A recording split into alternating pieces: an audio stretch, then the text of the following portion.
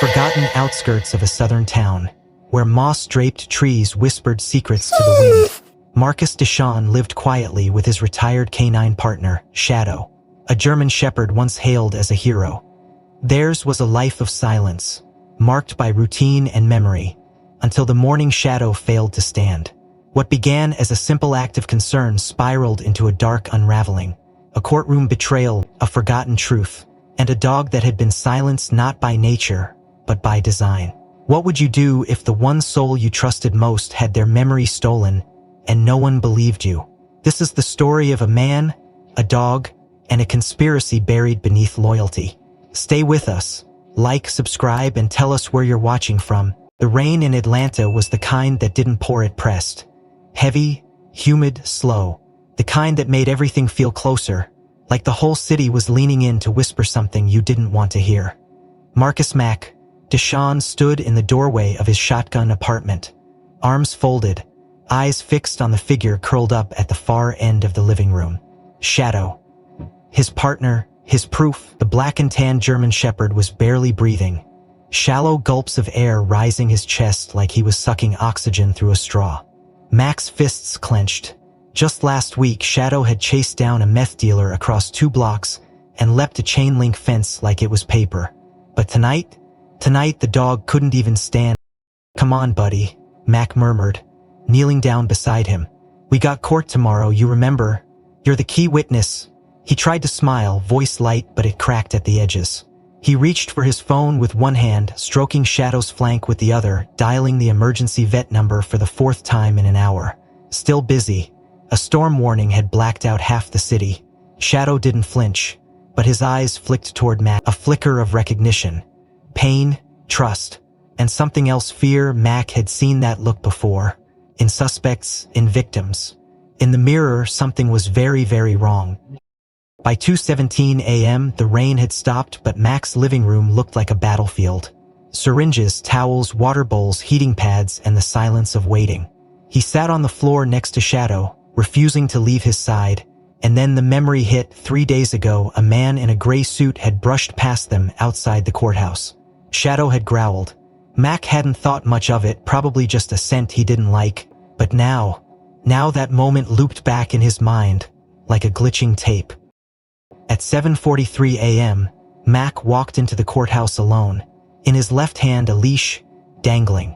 No weight, no presence at the other end, just silence. "Where's the dog?" the prosecutor asked before the session began. His tie was too tight, his jaw too loose. "Still alive, barely," Mac answered, not bothering to hide the venom in his voice.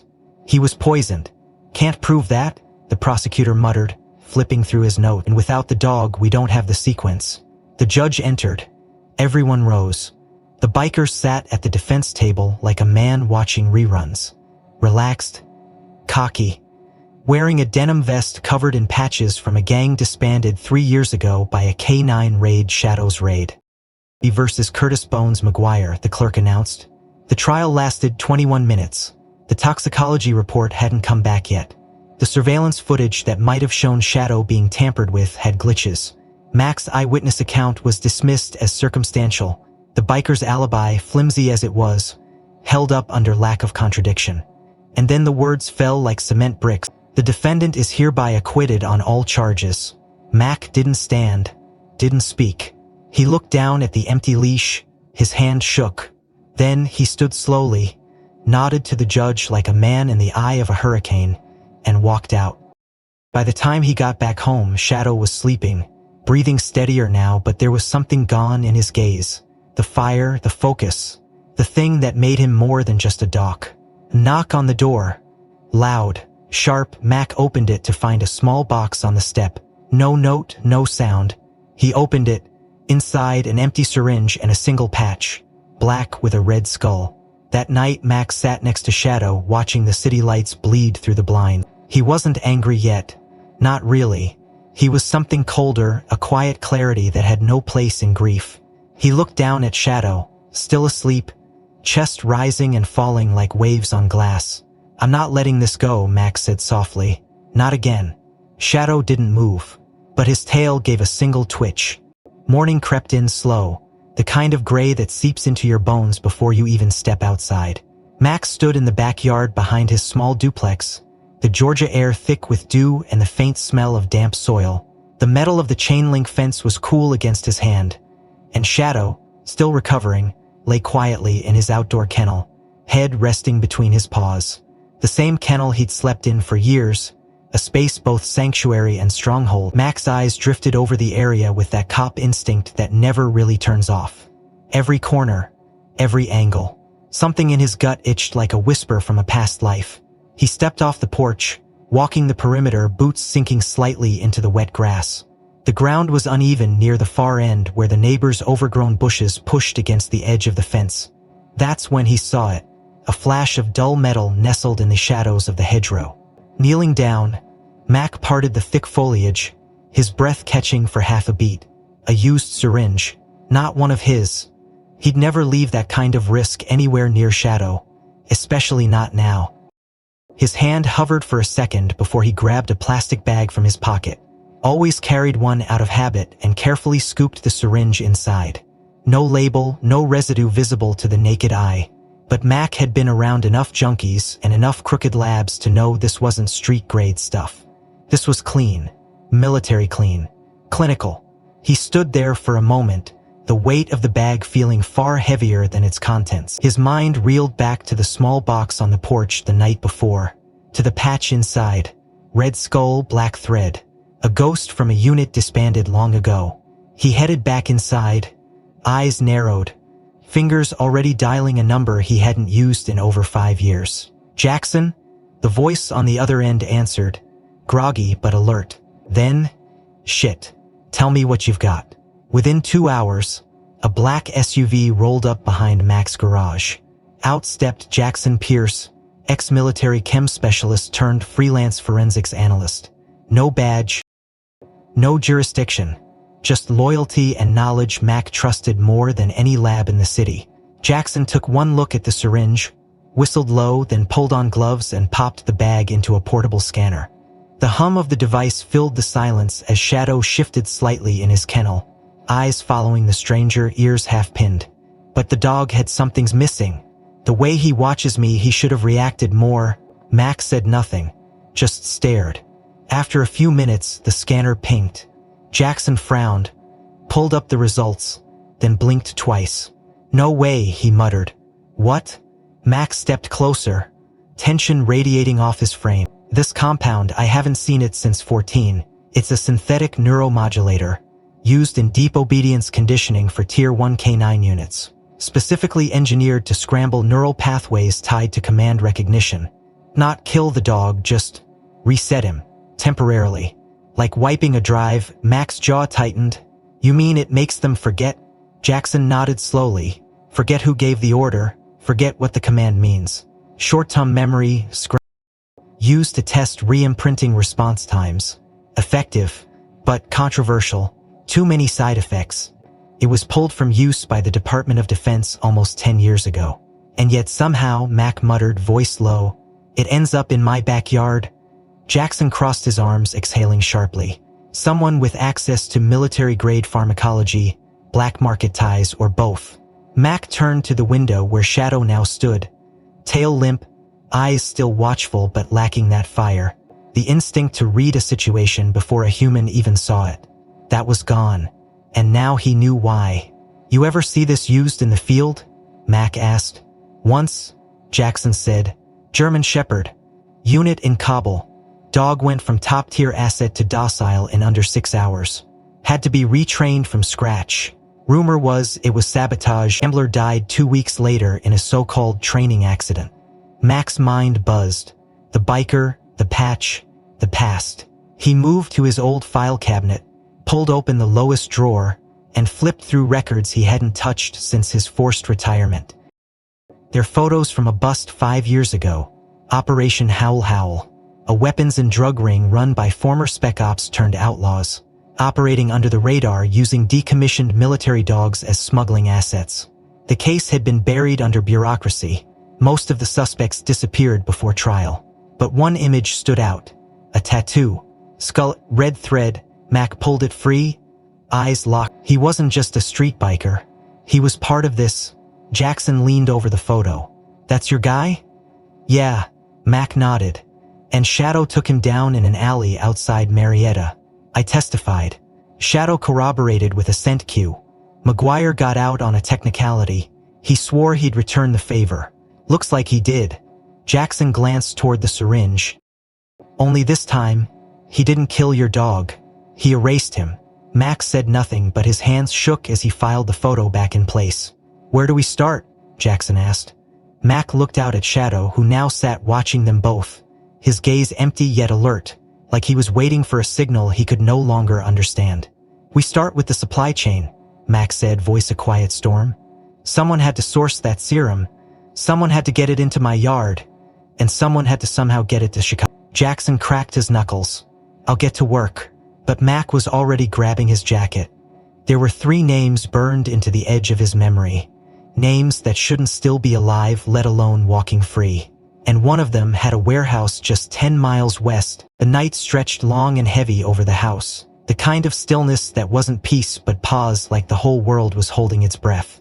Mac lay on the worn-out couch, one arm behind his head. Eyes open, staring into the darkness as the slow hum of the old refrigerator filled the silence. The investigation into the origin of the modulator serum had hit a temporary wall. No digital trail, no purchases on the dark net that matched its specific compound signature. Whoever administered it had gone analog, old school, probably military trained. But that didn't bother Mac. He'd been raised in analog. He knew where shadows hid when electricity wasn't enough to expose them. His mind was spiraling through the old files when he heard it. Not a bark, not a growl, a low, keening whine. Then scratch, scratch, scratch, slow, rhythmic, deliberate. He sat up instantly. Shadow. He was on the other side of the back door, not barking to go out like he usually would, not panicked. This was different. A pattern. 3 short scratches paused, 2 longer ones. Then a low growl that vibrated just enough to be felt, not heard. Mac's blood chilled. That sequence, it wasn't just random. That was a code, a behavioral imprint, a signal they'd trained for in 2016 during Operation Silent Coil, a multi-state weapons bust that went sideways in Savannah. Shadow had only ever used that scratch pattern once, during the perimeter breach of an arms facility, where one of the handlers had gone missing. Mac had found him half dead in a crawl space thanks to Shadow's alerts. It wasn't just a habit, it was a memory. A locked response pattern only triggered by a very specific combination of sounds and scents. Shadow was remembering. Mac crossed the room in 3 long strides and opened the door. Shadow stood just beyond the threshold, ears pinned, body tense, eyes wild with urgency. But not fear, recognition. Something had triggered a memory, and it was clawing its way back to the surface, through whatever fog the serum had cast over his brain. Mac stepped outside, barefoot, his soles meeting the cold wooden deck. Show me, he whispered, as Shadow turned without hesitation and bolted toward the northern fence line. Mac followed, adrenaline surging like a current. Shadow stopped at the far corner, nose pressed against the ground, tail split. Then, without warning, he began to dig, rapid, furious, obsessive. Dirt flew, clumps of wet soil sprayed onto Mac's jeans as he knelt beside him, shining a flashlight into the shallow hole. And then he saw it. A glint of brass, a casing, 308 round. Mac's stomach turned. This wasn't theirs, not from anything fired on his property. He reached down, wiped the dirt from its side, and noticed the scratch, a distinct diagonal gouge, like it had been ejected at high velocity and bounced off metal. His breath caught. He knew this casing, it was the same type used in the unsolved Sequoia Arms shooting 3 years ago. A cold case buried under bureaucratic rot and NDAs. A warehouse raid gone bad. Suspects fled. 1 canine was injured. 2 handlers killed. The only clue left behind was a set of tire tracks and a blurry security image of a man walking into the fire, with a rifle and a denim vest. Mac had stared at that image 100 times when the case passed across his desk during his last month on the force. He had never confirmed the ID, but the gut feeling had been real. The man walking into the fire was Curtis McGuire. Now that same exact casing was here, on Mac's land, and Shadow had found it by memory, not scent, not training, something deeper. Mac stumbled back to his feet, heart racing. He couldn't ignore it anymore. The serum hadn't fully erased Shadow. It had buried his instincts beneath layers of synthetic doubt, but the memories were still intact. Fragmented, raw, but there. The dog looked up at him now, panting, eyes locked on his. Mac whispered. Shadow whined softly, stepping forward and nudging the casing in Mac's hand. The night suddenly felt thinner, like something beyond the dark was watching, waiting. Mac picked up the round, turned it over, and then remembered something else. During the Sequoia incident, a biker gang was spotted transporting crates before the raid. One of them was marked with a red skull. At the time, no one made the connection. But now Mac couldn't ignore it. It wasn't just a coincidence. McGuire had been there too. This was a loop, a full circle. Mac turned back toward the house, but Shadow did. He just stood there, nose flaring, body angled slightly northeast. Mac followed his line of sight. Beyond the fence, in the distance, a small blinking light flashed once, then vanished. A drone? A signal? He didn't know. But Shadow had seen it first, and his body trembled. Not from fear, but from effort, like he was holding something in, something on the edge of erupting. Come inside, Mac whispered, but even as he turned, he knew Shadow wouldn't sleep again that night. Not while whatever memory had clawed its way up was still fighting for air. Mac returned to his files, spread across the table like shattered bones. He pulled out the report from Sequoia, page 6. Witness statement. The dog went silent, like it forgot what it was. Mac's phone buzzed. A text from Jackson. Need you to see this. Chemical structure matches a batch ordered by an inactive facility in Brunswick. Gov Shellcorp. Address incoming. Mac looked at Shadow, who had returned to the door, sitting quietly, eyes locked on him. Whatever had been triggered wasn't going away, and if his instincts were right, that facility wasn't inactive at all. The address Jackson had texted led nowhere, or at least, not yet. It was a dead end, buried behind layers of expired business registrations, closed tax IDs, and one disconnected phone number linked to a veterinary supply distributor that no longer existed. Mac paced the kitchen, knuckles raw from clenching, until his eyes landed on Shadow's file still lying open on the dining table. On the last page, handwritten in the margin from the courthouse logs, was a note: Shadow cleared for standby witness duty by Eastwell Animal Clinic, 7:35 a.m. Pre-count, evaluate response to check no one had, and he damn sure hadn't taken Shadow there. His hands moved before his mind caught up, keys snatched, coat half-zipped, Shadow already on his feet by the door like he felt the pulse of the hunt rekindle in Mac's blood. 22 minutes later, Mac pulled up outside Eastwell Clinic, a clean glass-fronted building with flower beds and a cheerful logo painted in pastels that didn't match the kind of place where a combat-aimed canine had been medically compromised. He stepped inside, Shadow close behind, and scanned the lobby. The receptionist, a young woman with a high ponytail and company fleece, flashed a professional smile that faltered when Mac's badge-shaded ID holder swung into view, though it no longer bore official weight. "Can I help you?" she asked, too quickly. Mac's voice was calm but loaded. "Marcus Deshawn. Shadow was seen here the morning of the Curtis McGuire trial. I'm following up." The woman blinked, hands faltering over the keyboard. "Right, yes, I think that was... Dr. Hayes handled that, but I wasn't working that shift." Mac smiled faintly. "No problem. Pull the file anyway." She hesitated, clicked a few times, then frowned. Weird. His record shows an appointment but no exam notes. Just a check-in and check-out time, right?" She paused again. "We're not supposed to..." "I'm not asking for permission," Mac said. She pressed her lips together and walked off.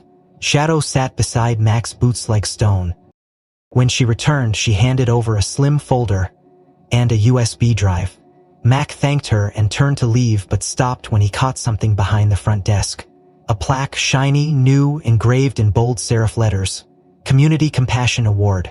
Donated by the Crimson Brotherhood Foundation. Beneath it, in smaller font, in appreciation of your service to local heroes. Mac stared. "When did you get this?" he asked, turning back. The woman flushed, clearly uncomfortable. Just a week ago, Mr. McGuire dropped it off. Said our work mattered." Mac's silence turned heavy. "Did he donate anything else?" "A grant," she admitted. "For equipment, New anesthesia machines.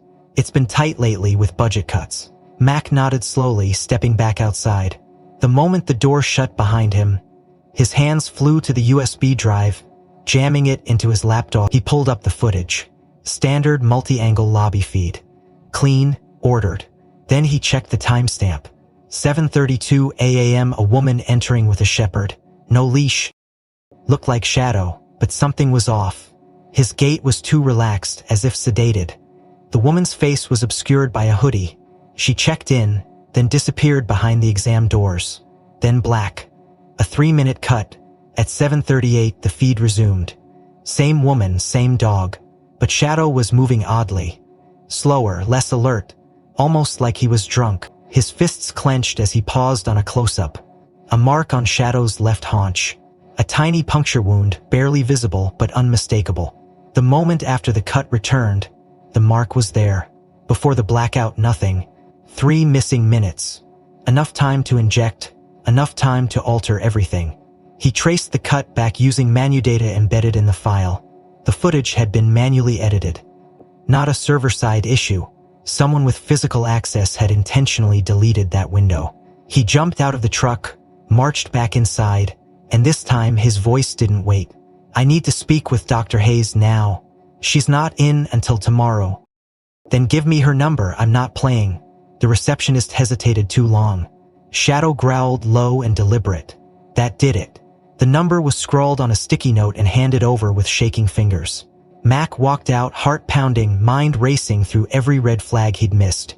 He punched the number into his phone, but it rang once and went straight to voicemail. He tried again.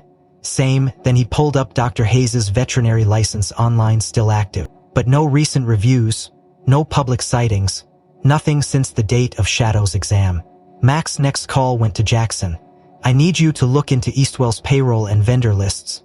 Look for anything tied to Crimson Brotherhood, or any shell orgs connected to McGuire.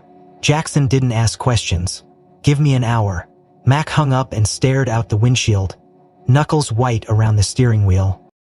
Across the street, a man leaned against a light pole, pretending to scroll through his phone, but Mac's instincts flared hot. He knew a tail when he saw one. He turned the ignition, pulled out slow, then made a hard right down an alley. The man followed, casually but too perfectly timed. Mac circled 2 blocks, then parked in a delivery zone and stepped out. Shadow stayed low in the seat. Mac walked casually, looped behind the man's route, and when they crossed paths again, Mac grabbed him by the collar, slammed him into brick. Who sent you? He hissed. The guy stammered. I'm just a messenger. Wrong answer. Mac pulled his shirt collar aside, revealing a familiar tattoo. Red skull, black thread. Mac leaned in, breath hot. You tell McGuire this isn't over. He bought 3 minutes of silence, but I'm about to make sure the rest of his life is noise. He released the man, who staggered off without looking back. Mac climbed into the truck, heart pounding, Shadow watching him with renewed clarity. Jackson texted just then. Clinic received a $10.00 K-wire from Charon Outreach Services. 3 days before Shadow's exam, LAC registered under fake ID in Nevada. But the IP from setup bounced off a router in Brunswick, the same one tied to the facility we couldn't trace earlier. Mac stared at the message, then at Shadow. His voice was barely a whisper. They've done this before, and this time they weren't just covering a mistake. They were refining a method. The rain had returned, tapping softly on the windshield as Max sat in the parking lot of a diner off I-75, halfway between Atlanta and the state line. Shadow lay curled in the back seat, breathing steady, head twitching every now and then as if fragments of his former self stirred inside a dream. Mac had spent the last 48 hours buried in case files, cross-referencing old K9 deployment reports with incidents involving unexplained command failures, missing animals, or handlers reporting sudden personality changes in their dogs. It was Jackson who found the first lead, buried in a 2018 court transcript from Montgomery, Alabama. Officer Kelly Ruiz, veteran K9 unit, had testified that her partner, a 5-year-old Malinois named Hero, had refused to obey a command during a warehouse drug bust. Hero had no history of failure, no health issues, no disciplinary record. The dog froze mid-mission, then bolted. Ruiz had been shot in the leg while trying to protect him. Hero was never seen again. Official report claimed the dog was likely spooked and lost in the chaos. Ruiz had argued otherwise. He had changed just seconds before. Blank stare, no recognition. Like a switch had been thrown. The case went cold. No suspect was ever convicted. Max scrolled through the photos attached to the case and paused on the image of the warehouse. Chain steel siding. Shipping containers stacked along the east wall. One of the containers bore a rusted logo barely visible beneath grime. A faded crimson insignia with twin serpents. Charon Freight Inc. Max's eyes narrowed. That name had appeared in Jackson's trace on the veterinary payment trail. Charon Outreach Services. Different suffix, same route, same shell. A coincidence that stank like gasoline near a lit fuse. He opened a separate file one Jackson had pulled together from a National Archive of Service Anomalies. Canine units whose records included phrases like refuse to engage, uncharacteristic hesitation, or behavioral inconsistency under pressure.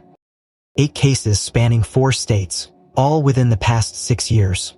All written off as handler error, training fatigue, or trauma. But all had one anomaly in common.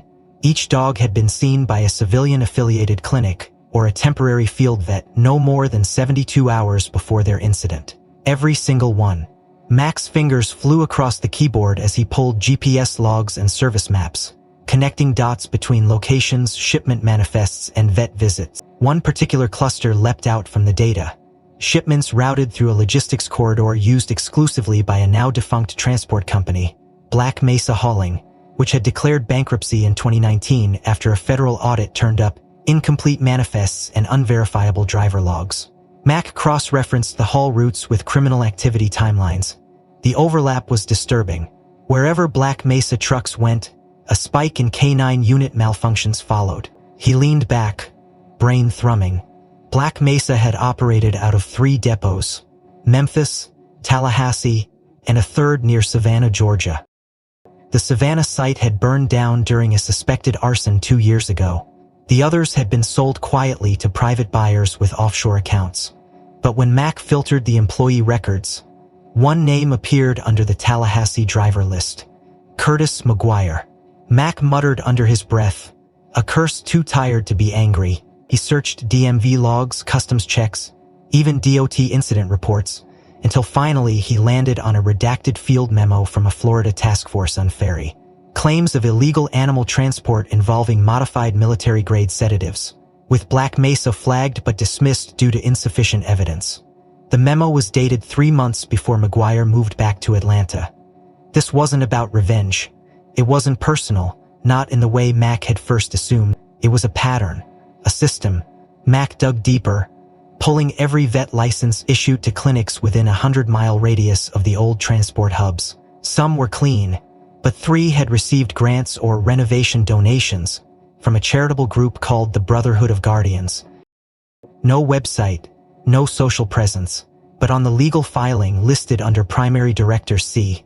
McGuire. Mac stared at the screen, the same man who'd walked free in his courtroom, the same man who'd smiled when Shadow didn't bark.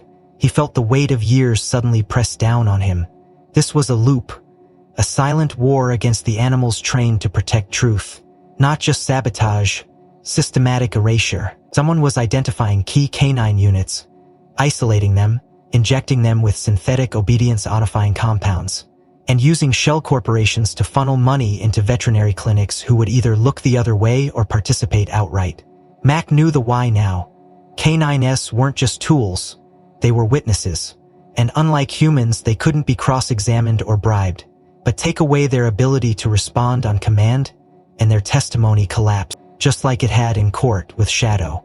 Just like it had in Montgomery with Hero. Just like it would keep happening unless the pattern was broken. Mac opened one final file. A closed internal affairs report from Louisiana, flagged confidential. A German shepherd named Reza, partnered with Officer Darnell Boone, had failed to signal during a fentanyl bust tied to cartel shipments. Boone had taken his own life weeks later, and Reza had been found dead in a drainage canal. Autopsy inconclusive, but buried in the evidence photos was a snapshot of Reza's injection site. Same location, same pinprick mark. Mac felt the storm coming before he even looked up. Shadow had risen from the back seat and was now staring out the passenger window, ears rigid, tail stiff. The door creaked open before Mac could even speak. Shadow leapt out, nose high, body tracking something in the air. Mac followed as the dog cut through the side alley beside the diner, then stopped at a rusted dumpster. Shadow sniffed once, then twice, then growled. Mac approached and saw what had triggered him: discarded shipping labels, half-burned from a crate marked Sharon Logistics Organic Materials. Dated 2 weeks prior. Drop Point, Brunswick, same location as the Shell Lab Jackson traced. Mac's jaw tightened. The net was tightening, and inside it, ghosts from every failed mission, every silenced witness, every erased truth were crawling their way toward the light. The engine purred low as Mac turned off the headlights and rolled the truck to a stop a quarter-mile from the compound. The GPS marked it as a decommissioned lumber mill, but local law enforcement had stopped patrolling the area after routine vandalism turned violent last year. In truth, the place was a known ghost cell for ex-biker militias off the grid, heavily guarded and surrounded by silence. Jackson's intel had tracked multiple supply drops from Sharon Logistics to this location over the past 4 months. Mac sat still for a beat, eyes on the flickering halogen lights dancing above the rusted rooftop. Shadow shifted in the back seat, low growl barely audible but steady. He knew. He always knew. Mac reached over, clipped a matte black tracking tag to Shadow's collar, then palmed the modified key fob that activated the jammer. "You signals in or out?" he muttered, more to himself than to the dog. "Let's go quiet." They moved through the trees, every footstep calculated. Mac had done this before: Afghanistan, Serbia, Venezuela. But this was different. This was home. And betrayal always smelled worse in familiar air. A chain-link gate stood ahead, partially open, wrapped in barbed wire that was more show than function. Beyond it, the main structure loomed like a sleeping beast: corrugated metal, shattered windows, and the faintest smell of old oil and blood. Mac moved along the perimeter, scanning for movement, but the place was unusually still. Almost too. They slipped through a broken service door, stepped into a narrow hallway lined with busted lockers and faded gang insignias scrawled across the walls. Somewhere deeper inside, muffled voices faded behind a closed steel door, but Mac's focus snapped sideways as Shadow suddenly froze. Nose lifted, bridled Holly. Then he darted down an adjacent hallway, paused silent on concrete, leading Mac to a storage room. Shadow stopped at a pile of mildewed rags and sniffed, then pawed. A small square of fabric came loose, faded green, frayed at the edges, stained with old oil and sweat. Mac's breath caught. He knew that piece of cloth. It was a military-grade training towel, custom cut, used to send imprint commands back when Shadow was still green. He had a set of 5, each encoded with different tactile cues. Only 3 remained after a warehouse fire years ago. This one had gone missing during that fire, and now here it was, buried in a biker stronghold. Shadow whimpered once, then licked the fabric. Recognition. Pain. The training memory had survived the serum. That meant whoever had this towel hadn't just sabotaged Shadow, they'd studied him, targeted him. Mac tucked the cloth into his pocket and moved deeper into the building. The voices were gone now. Either the men had left, or they'd gone deeper underground. At the end of the hallway, behind an old workbench, a door stood ajar with faint light leaking through the gap. Mac signaled to Shadow with a 2-finger swipe, and they entered together, slow and ready. The stairs creaked under their weight as they descended into the belly of the compound, a sublevel that didn't appear on any of Jackson's maps. The smell hit first, not rot, not blood.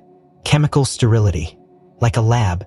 The room below was larger than expected: concrete floors, old kennel cages along one wall, and floodlights illuminating what looked like training panels lined with mirror glass. The space had once housed animals. Maybe I still did. In the far left cage, a water bowl sat dry beside a worn blanket. Claw marks streaked the walls, deep, repetitive, desperate. Shadow approached slowly, sniffed the floor, then turned in a tight circle and sat beside the bowl. His body language shifted, not alert but mournful, as if the scent carried something too close to home. Mac moved to the workbench and found a thick binder half buried under dust. He opened it, heart pounding.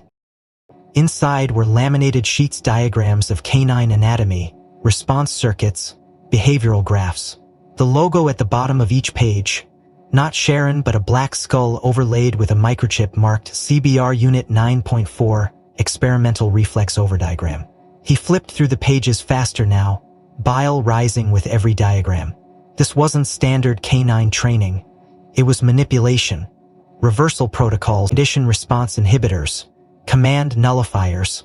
They had rewritten the book on obedience, designed routines to undo instincts instead of reinforce them. One diagram showed a German Shepherd hooked to a series of visual and auditory cues, each one progressively dulling the dog's reflexes until no reaction occurred, even under physical duress. Another page listed chemicals, handwritten annotations beside them, including the same compound Jackson had identified in the syringe found near Mac's yard. But what froze him completely was the final page. Subject name SJ3D/status. Partial wipe/handler M. Deshawn/phase 2. His breath hitched. Shadow had been part of their experiment log. Not by chance, not collateral, by design. They'd mapped his mind like a circuit board, tested thresholds, recorded failures. This hadn't been about silencing one witness. It had been a goddamn blueprint. He turned to Shadow, who now stood staring at the mirror wall. For a moment, Max saw the dog's reflection shimmer. Not in glass, but in memory. Training fields, summer light, a scent trail leading to a final command.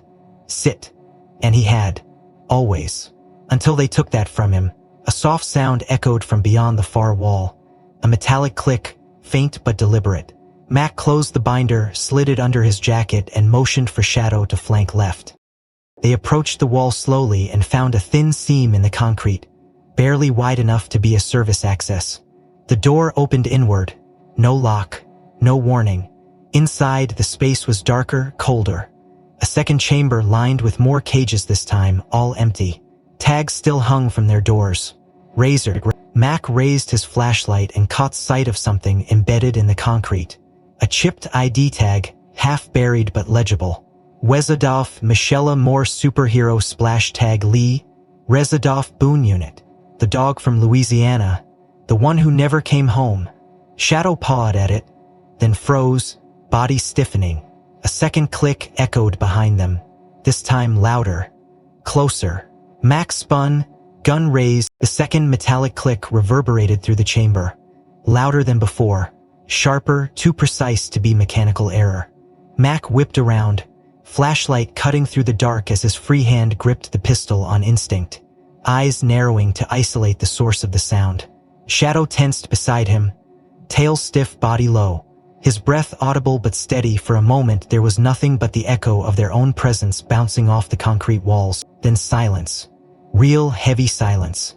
Max stepped toward the sound's origin.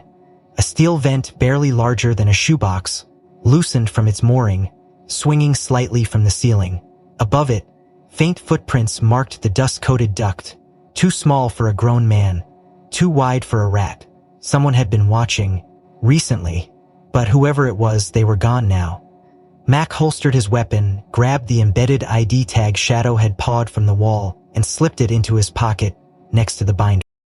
As they climbed out of the hidden chamber and emerged back into the upper level of the compound, Mac's mind was no longer spinning.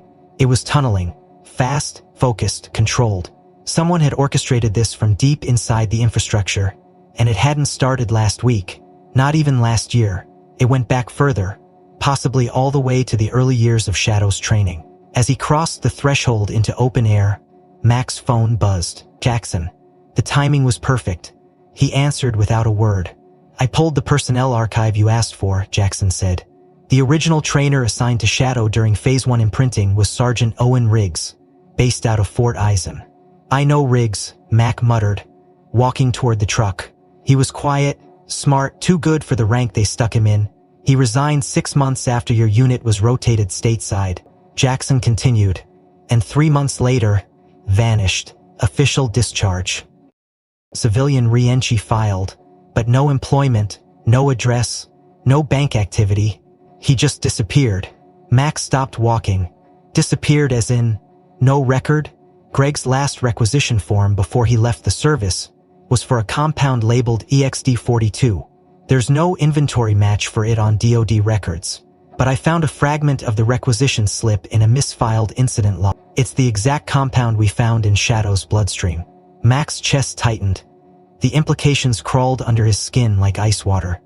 Are you saying Shadow was tested with EXD42 before we ever left the base? It's more than that, Jackson said. According to the form, EXD42 was requested for controlled response studies on advanced obedience assets. Your dog was part of a test program, one the brass buried. Mac felt his knuckles whiten as he gripped the door handle. So they used my dog as a lab rat before he ever saw the field, and then wiped the guy who filed the request. Not wiped, Jackson corrected, just made to disappear. Mac climbed into the truck, Shadow jumping in beside him, and stared out at the skeletal remains of the biker compound. Every part of him now understood this wasn't about a single betrayal.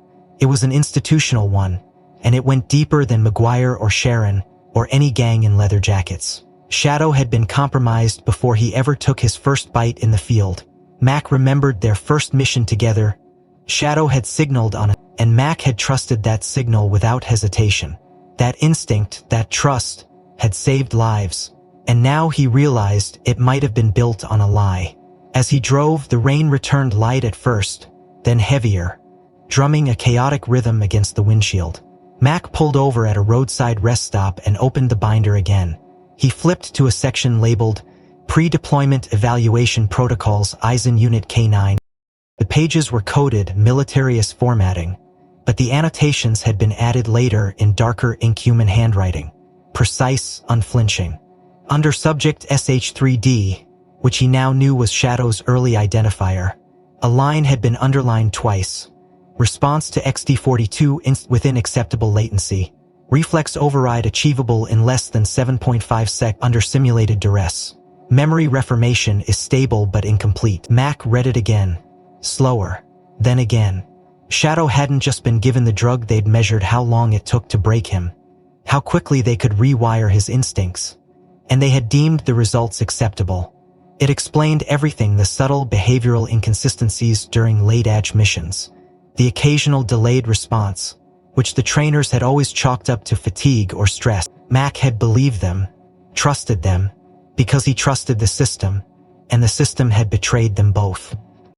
He turned the page and found a reference to Phase 2 assets non-military deployment potential, with crossheads to external contractors. One was circled, BMH Logistics Division, Black Mesa Hauling. The bikers had never been the origin. They were distribution. Somewhere, someone higher had pulled the trigger on XD's civilian deployment. Mac closed the binder slowly, pressing his fingers to his eyes as the weight of it all pressed down. The missing trainer, the buried records, the staged failures, the silence. He leaned forward, resting his forehead against the steering wheel, as Shadow laid his head on Mac's knee, warm and steady. For a long time, neither moved. Then Mac's phone lit up with another message from Jackson. "Check your email, I found Riggs." "Maybe." Mac opened the encrypted app and saw the photo. Grainy, surveillance footage. A gas station outside Baton Rouge. A man in a hoodie buying dog food and syringes. The face was mostly obscured, but the build, the posture, it looked like Riggs. And next to him in the frame, a German shepherd with mismatched ears. The timestamp was only 2 days old. Mac stared at the screen, his pulse accelerating, his voice a whisper in the dark cab. "He's alive." Shadow lifted his head, ears twitching, as if he too had heard something on the edge of memory. Mac started the engine again, headlights cutting through the fog. The road ahead was uncertain, winding into shadow. But this time, there was more than revenge fueling him.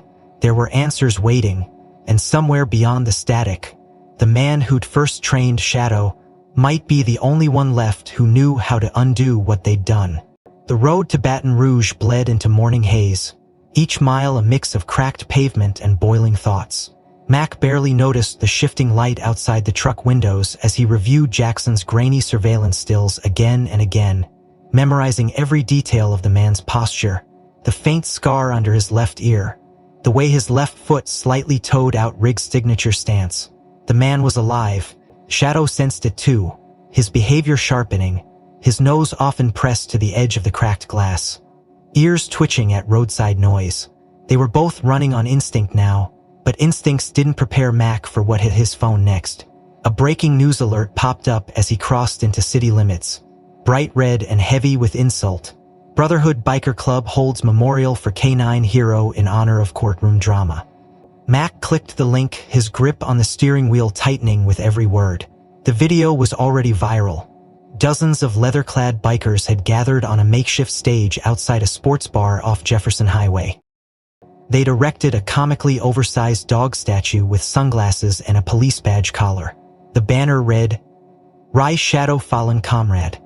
Confused K9 forever forgiven." Curtis McGuire stood center stage, one hand wrapped around a mic, the other gripping a red Solo cup, laughter bubbling from his throat like gasoline on fire. "We may not all be cops," he said into the mic, "but damn it, we respect loyalty. And this dog, this brave, brave dog, he did the only thing no one else in that courtroom had the guts to do. He stayed silent." Laughter erupted. Mac stared, mouth drawn tight, knuckles pale against the steering wheel. In the crowd, journalists chuckled. Online influencers snapped selfies. No one questioned the cruelty. To them, it was parody, viral fodder. But to Mac, it was war. They'd turned Shadow's trauma into spectacle. They'd painted him the one soul who'd never betrayed anything as a punchline. Worse, they'd made Mac look like a man chasing ghosts. "Disgraced ex-cop crashes again," one tweet read, followed by a meme of Mac's face photoshopped over a tinfoil hat conspiracy theorist. Shadow whined quietly in the back seat, sensing the tension. Mac pulled over into a hardware store parking lot, threw the truck in park and took a breath. Then he opened the glove box and pulled out a small device. His old backup recorder. Analog. Untraceable. Something every real cop carried before the cloud turned memory into Madak. The night before, Jackson had sent a text. "McGuire's memorial is a show, but it's also bait. Get close. He'll say more than he means." Mac hadn't replied. He didn't need to. Now he clipped the recorder to the inside of his jacket and stepped out of the truck, Shadow leashed beside him. They weren't going in through the front. They were going in quiet. Around the back of the bar, the music thumped loud rockabilly tracks, harmonicas thundering bass. Mac moved behind the dumpsters and slipped into the rear service door just as a waitress stepped out for a smoke. Inside, the air reeked of spilled beer and sweat. Voices echoed through the building, but Mac's ears tuned only to one, McGuire's. He was off age now, in the VIP section of the bar, his voice booming through a circle of drunk sycophants. Mac slid into the shadows near the doorframe, slipped his phone into his pocket, and let the recorder run. McGuire laughed again, louder now, words slurred but clear. "Y'all think I'm some monster for messing with a dog," he said, raising his cup. "But hell, I didn't kill it, I just made it forget. That's all it takes sometimes. Take a memory, shake it up, and poof, loyalty's gone. No need for bullets." One man chuckled nervously. "But he almost died, right?" McGuire waved dismissively. "They never die. These dogs are trained to survive the worst. Makes them perfect for our kind of work. What I did? That was mercy." "It's true, you dosed him before the trial?" McGuire grinned. "Didn't have to, we had a vet do the hard part. All legal, all clean, no residue." The mutt walked in like he'd never smelled me before. Mac's jaw clenched, his heartbeat a steady hammer. The words were gold. Proof. But then another voice asked, "And the cop?" McGuire scoffed. "He's too broken to matter, the man's chasing shadows literally. Let him run his little crusade. Every step he takes, he discredits himself more. You know how the system works. One barking ex-cop doesn't scare anyone, especially when the dog doesn't bark with him." He didn't need a confrontation. He had what he came for. Back in the truck, he rewound the tape, replayed the clip, voice steady over the hum of traffic. "I didn't kill it, I just made it forget." Shadow sat up straighter as the recording played, ears rising. He stared at the dashboard, then at Mac, then back at the sound as if he too understood the weight of those words. Mac reached back, laid a hand on Shadow's head, and said quietly, "You didn't forget. You survived it." He texted Jackson, "Got him. Audio confession, vet connection confirmed. Moving to next phase. Riggs is still the key." Jackson responded with a single link, a secure file drop.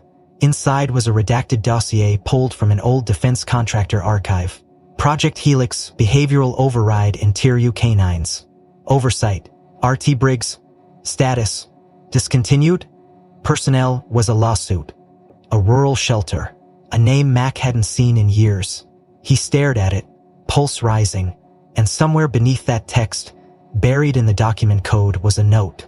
Handwritten, scanned. If he remembers, I failed. If he forgets, I succeeded. But if he survives, he'll find me. Mac looked over at Shadow, who was still staring at the dash, still alert.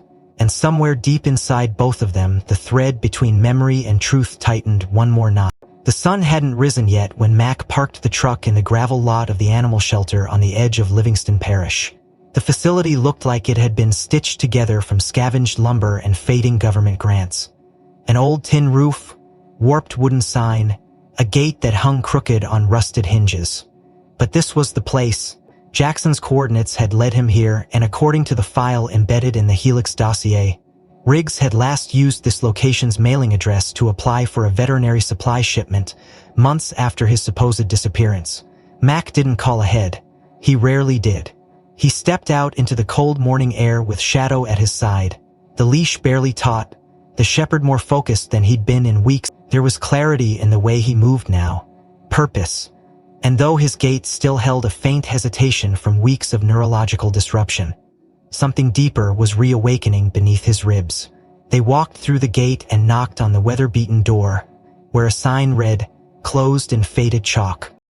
Moments later, it creaked open, revealing a woman in her mid-40s, dark circles under her eyes, hands stained with iodine and ink. Her name tag was flipped backward, but Mac already knew who she was. Dr. Celia Rourke. She looked at him for a beat too long, recognition flashing first in her pupils, then shame.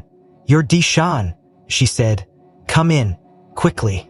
Mac stepped inside without a word, and Shadow followed. The shelter smelled of bleach and linoleum and quiet regret. She led them to a back office filled with dog crates, medical posters, and a mini fridge buzzing under a counter. Her fingers trembled slightly as she closed the blinds. "I knew you'd come eventually," she said, voice soft. "That dog shouldn't be walking." Mac said nothing, just watched, listened. "Wait." She swallowed hard and turned to a small lockbox beside the fridge, retrieved a narrow vial, and held it out like it burned her palm. "EXD-42, she said. "I didn't know what it was when they gave it to me. Said it was just a sedative, temporary. But then I started asking questions, and the threats came." Mac took the vial, held it to the light, saw the viscous fluid shimmer faintly amber. "Why are you giving this to me now?" he asked. "Because I didn't give it all," she replied. "I was supposed to inject the full dose, but when I looked into his eyes," she glanced at Shadow, "I couldn't do it. I gave him less than half, enough to fog him, not erase him. I'm sorry, I didn't know what else to do." Mac's voice was ice. "You had a choice." "I chose to live," she snapped back, then softened.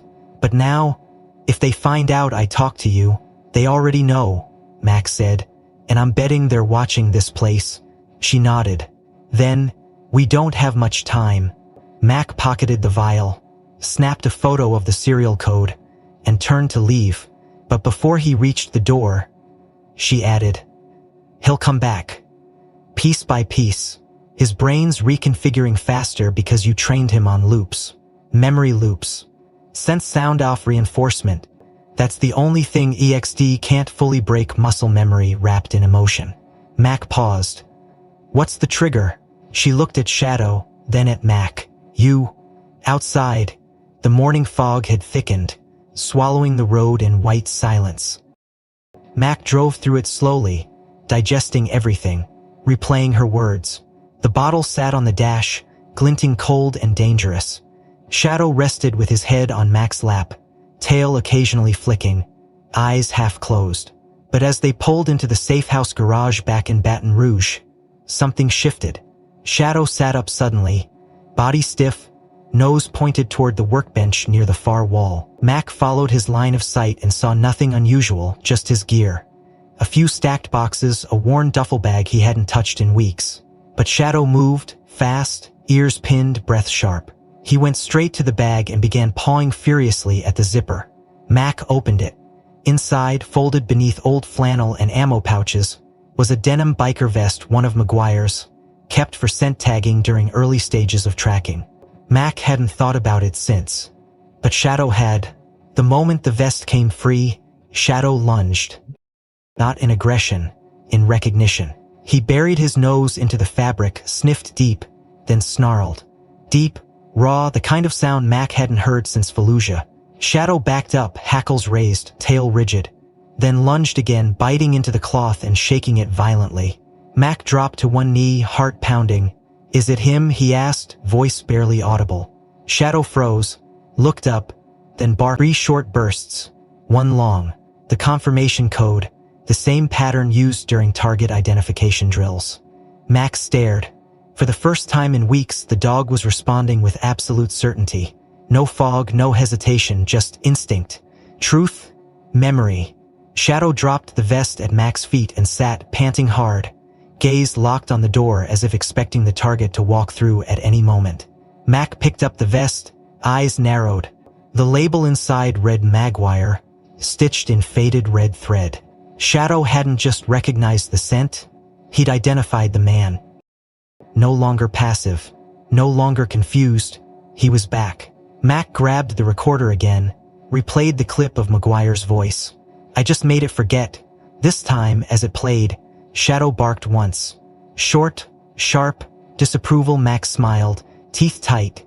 Not anymore. He clipped the vial to a reinforced case and texted Jackson, "Partial dose confirmed, dog responding.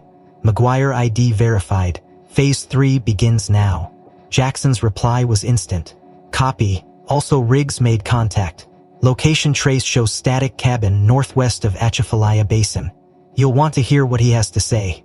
Mac pocketed the phone, stared at the vest, then at Shadow. "He tried to wipe you," he whispered, "but you remembered anyway. That means they failed." Shadow nudged the door. "Ready?" Mac opened it, adrenaline rising again. This time they weren't chasing ghosts, they were hunting them. The courthouse looked the same as the day it broke. Columns tall and indifferent, marble cold underfoot. The flags outside fluttering with ceremonial ignorance. But this time, Mac didn't enter through the front. He came through the service corridor beneath the west stairwell, using an old maintenance badge Jackson had pulled from archived municipal contracts. Inside his jacket was the audio confession from McGuire. The vial of diluted EXD-42 sagged with a forensics affidavit, and a court-ordered petition for retrial, quietly pushed through a sympathetic appellate judge 2 days prior. But it wasn't just paperwork that mattered today, it was memory. Shadow padded silently beside him, tail low, breath steady, body tuned like a loaded spring. His eyes were clear, alert, alive. In courtroom C3, the atmosphere was different than last time. Fewer reporters, less noise. But McGuire was there, seated cockily with a new lawyer, acting like he still owned the room. He didn't notice Mac slip into the gallery. He didn't see Shadow until it was too late. The judge, an older woman with sharp features and a voice like dry gravel, called the session to order.